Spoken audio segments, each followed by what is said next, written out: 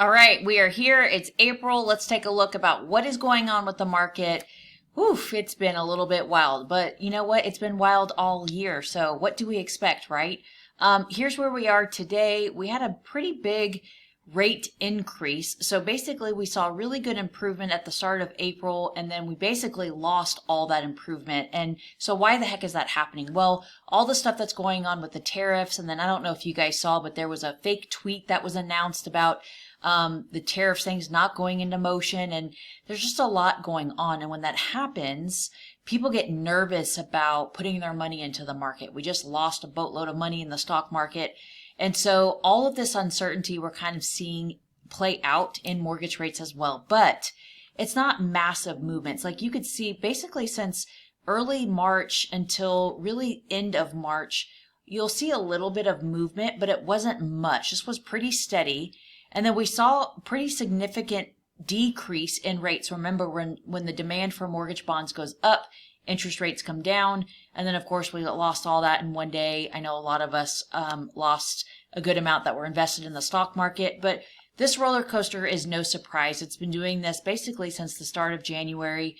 When you're monitoring interest rates, if you're out shopping for a home or you've been pre-qualified or your interest rate is not locked.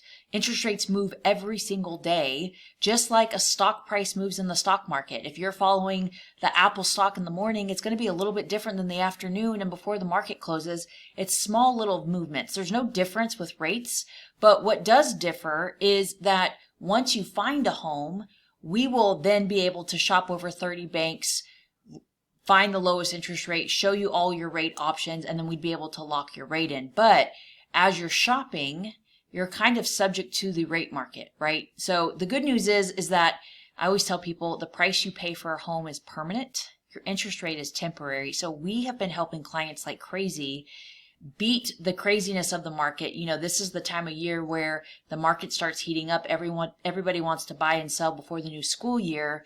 So if you can get in at a low price before the competition hits the market, again, keep the price of the home as low as possible.